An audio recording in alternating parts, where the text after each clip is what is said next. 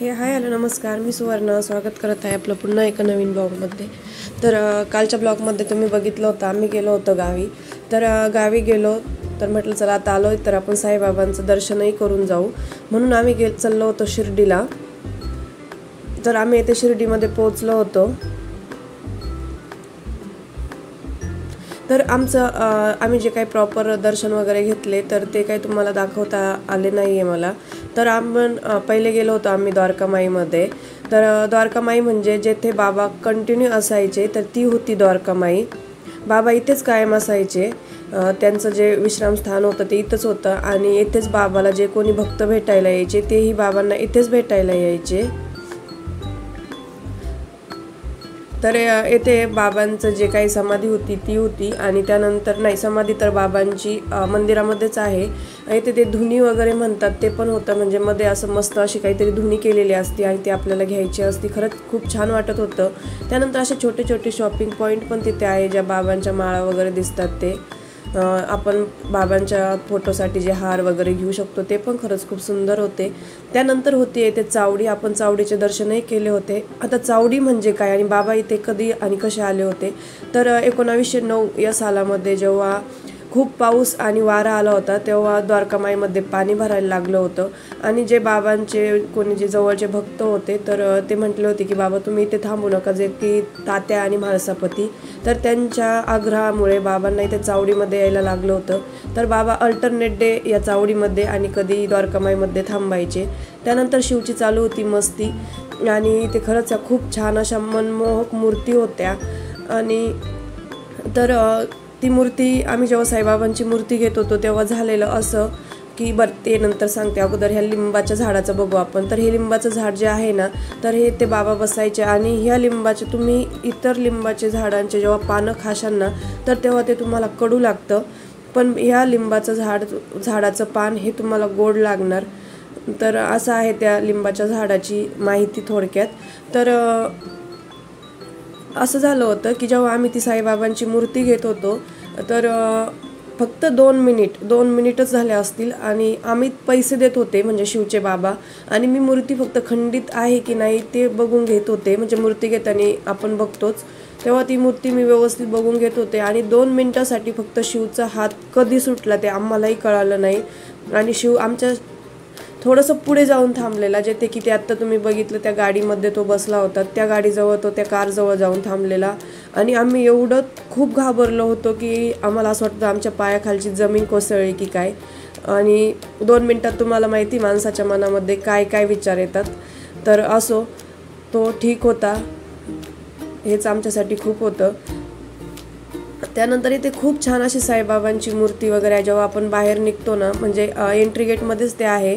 त्यानंतर आम्ही गेलो होतो साई तीर्थला. तर इथे खूप छान असं थीम पार्क आहे, पण वेळेअभावी आम्हाला काही थीम पार्क ते बघायला भेटलं नाही, कारण ते 4 तास लागणार होते. जे शो आहे तो 4 तासाचा होता. तर आम्ही बाहेरूनच छान असे फोटो काढले, व्हिडिओ काढले आणि रिटर्न आलो. पण नेक्स्ट टाईम जेव्हा जाऊ ना तेव्हा आम्ही या थीम पार्कमध्ये नक्की जाणार, स्पेशली थीम पार्कसाठीच जाऊ आम्ही तेव्हा. तर आणि हे समोर दिसतं ते वॉटर पार्क आहे. छान असा आपला जो चाफा आहे तोही छान मस्त असा फुललेला होता.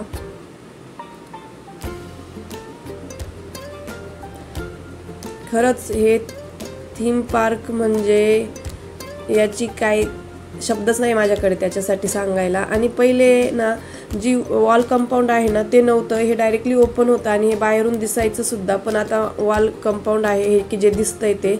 आणि इथलच्या झाडांची जी कटिंग होती ना ही एकच नंबर होती. खरंच खूप छान पद्धतीने ते झाडे अशी कट केलेली होती त्यांनी.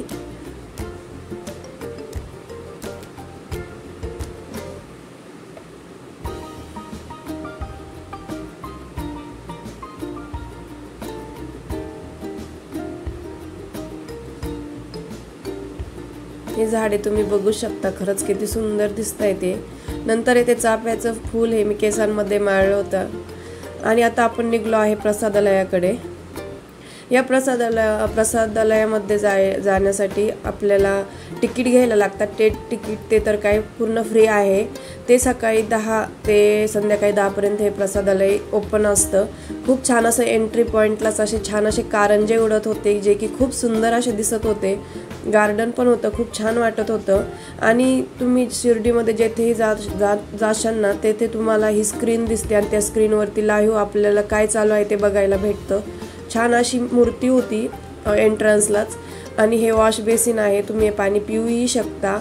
त्यानंतर अशा लाईन असतात जे की कोरोनाच्या अगोदर ती येते जेव्हा खूप भक्त यायचे तेव्हा म्हणजे खूप गर्दी व्हायची तेव्हा त्यांनी अशा लाईन बनवलेल्या होत्या, जशा की दर्शनाला आपण बारीला जातो कुठेही तिथं असतात तशा।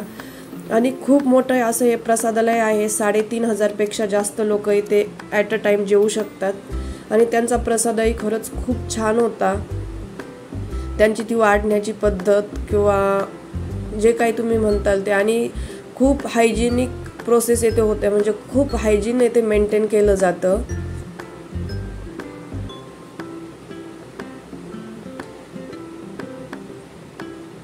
फ्रीमध्ये ते एवढं छान जेवण देतात, म्हणजे खरंच आपल्या साईबाबांच्या शिर्डीला मानलं पाहिजे, त्या संस्थानला मानलं पाहिजे की खरंच एवढं छान ते देतात।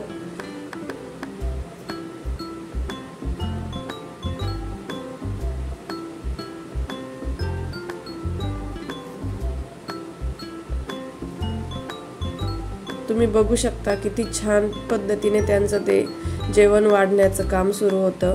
त्यानंतर बाहेर निघाल्यावरती या हत्ती मामांचं दर्शन होतं। नंतर हे शिवसृष्टी असं एक आहे जे की आपण जेव्हा भोजनालयातून बाहेर पडतो तेव्हा असतं, जेथे की वेगवेगळ्या प्रकारचे तुम्हाला वाद्य वगैरे ते वाजवून दाखवतात, आम्ही काय तिथे गेलो नाही। त्यानंतर जेव्हा आपण बाहेर निघायला जातो तेव्हा छान असं एकदम दाट अशी ते झाडे होती आणि शिवला ते वातावरण खूप आवडलेलं।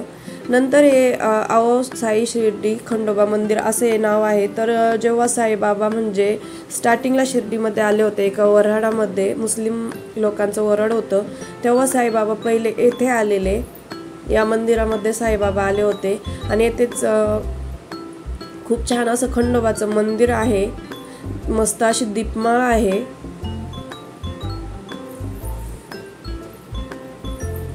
आणि हे जे काही तुम्हाला वडाचं झाड दिसतंय ना, याच्या खाली तेव्हा बाबा फर्स्ट टाइम जेव्हा शिर्डीमध्ये आले तेव्हा आले होते, तेव्हा थांबले होते त्या दिवशी। त्याला छोटे बाबा तपभूमी असे सुद्धा म्हणले जाते। त्यानंतर आम्ही परतीच्या प्रवासाला निघलो होतो, आम्ही इथे आलो होतो शिर्डी बस स्थानकला। तर तेथे सुद्धा असं खूप छान असं म्हणजे साईबाबांचे ते स्टॅच्यू जे म्हणू शकतो आपण ते होते। त्यानंतर इथे शिवला भेटला होता एक त्याचा फ्रेंड, बघा इथे सुद्धा ती स्क्रीन आहे, जे लाईव्ह दर्शन चालू असते ते इथे दाखवले जाते। नंतर बस थांबली होती येथे हॉटेलला, आणि हॉटेलला बस थांबली म्हणजे काहीतरी नाश्ता केला पाहिजे म्हणून वडापाव घेतला होता। त्यानंतर मला काही व्हिडिओ काढण्याचा मोह आवरला नाही, कारण वातावरण खूप छान झालेलं होतं आणि रात्री येऊन आम्ही इथे खाल्ला होता पिझ्झा। तर असा संपवला आजचा दिवस, तर भेटू परत, तोपर्यंत